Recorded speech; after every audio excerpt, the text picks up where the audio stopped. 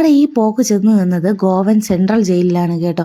ഞങ്ങൾ റൂമിൽ കയറി ഫ്രഷായി ഒന്ന് പുറത്തിറങ്ങി ലഞ്ച് കഴിക്കാൻ വേണ്ടി പോയി കേട്ടോ. അപ്പോൾ നമ്മുടെ കേരളക്കാർക്ക് എത്രത്തോളം പ്രാധാന്യമാണ് നമ്മുടെ സദ്യ, അതുപോലെ തന്നെ ഗോവയിൽ അവർക്ക് ഇമ്പോർട്ടൻ്റ് ആയിട്ടുള്ള സാധനമാണ് ഗോവൻ താലി. സോ ഞങ്ങൾ അത് തന്നെ ട്രൈ ചെയ്തു. അപ്പോൾ ഇതിൻ്റെ അകത്ത് റൈസും പിന്നെ ഡിഫറെൻറ്റ് ഫിഷ് ഐറ്റംസ് വരുന്നുണ്ട്, വെജിറ്റബിൾസ് വരുന്നുണ്ട്, പിന്നെ പപ്പടം, പായസം, ഇതൊക്കെയാണ് കേട്ടോ. ഇതിൽ ഈ പായസം നമ്മുടെ ഇവിടുത്തെ അത്ര മധുരമൊന്നും ഇല്ലെങ്കിലും ഓക്കെ ആയിരുന്നു. പക്ഷേ ഫിഷ് ഐറ്റംസ് ഒക്കെ നല്ലതായിരുന്നേ. ഈ ഒരു കൊഞ്ച് കറി, പിന്നെ ഞണ്ടുണ്ടായിരുന്നു, പിന്നെന്താ ചിപ്പി ഉണ്ടായിരുന്നു കേട്ടോ. ചിപ്പി നല്ലതായിരുന്നു. പിന്നെ ഈ ആറ്റുമീൻ പോലത്തെ ഒരു സംഭവം ഉണ്ടായിരുന്നു കേട്ടോ. എനിക്ക് അതിൻ്റെ പേരൊന്നും പറയാറുണ്ട്. എന്തായാലും ആ ഒരു ടേസ്റ്റുള്ളൊരു സംഭവം ഉണ്ടായിരുന്നു. പിന്നെ എനിക്ക് ഏറ്റവും ഇഷ്ടപ്പെട്ടത് ചിപ്പി തന്നെയായിരുന്നു. ഈ ചിപ്പി കുറച്ചുകൂടെ കൂടുതൽ കിട്ടിയിരുന്നെങ്കിൽ എന്ന് വരെ ഞാൻ ആഗ്രഹിച്ചു പോയി.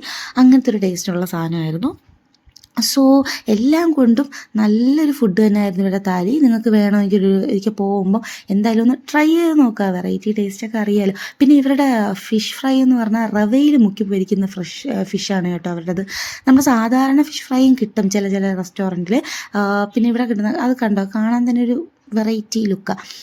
പിന്നെ അത് കഴിഞ്ഞതിന് ശേഷം നമ്മൾ ഗുലാബ് ജാമും ഐസ്ക്രീമും കൂടെ കഴിച്ചു. അതും ഇവിടെ കിട്ടുന്നതിലും വെറൈറ്റി ടേസ്റ്റാണ്. കുറച്ചുകൂടെ നല്ല സോഫ്റ്റ് ആണെന്ന് തോന്നി കേട്ടോ ഗുലാബ് ജാമൊക്കെ.